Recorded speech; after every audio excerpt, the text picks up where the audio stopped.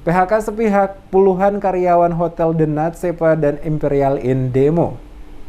Puluhan karyawan Hotel The Natsepa dan Imperial Inn bergabung dengan Konfederasi Serikat Buruh Seluruh Indonesia atau KSBSI Provinsi Maluku gelar aksi demo atas pemutusan hubungan kerja atau PHK sepihak yang dilakukan pihak hotel di kantor DPRD dan kantor Gubernur Maluku. Pantauan tim DMS Media Group di lokasi kantor DPRD dan kantor Gubernur Maluku pada hari Kamis 23 September 2021.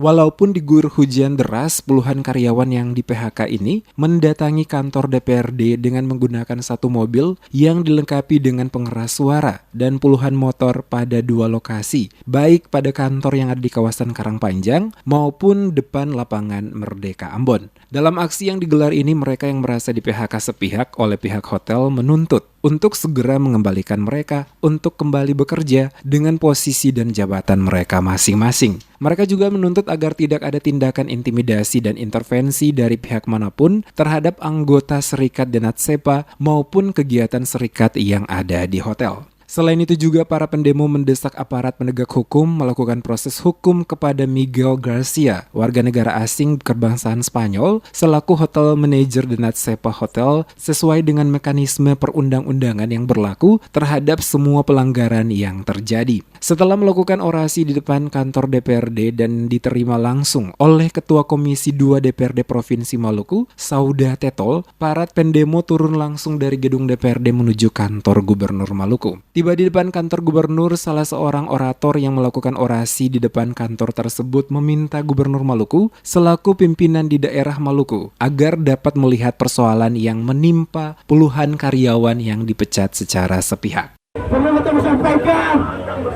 representasi dari masyarakat buruh adalah representasi murni. Representasinya adalah representasi murni. Gerakan ini adalah gerakan murni. Jadi jangan membatasi.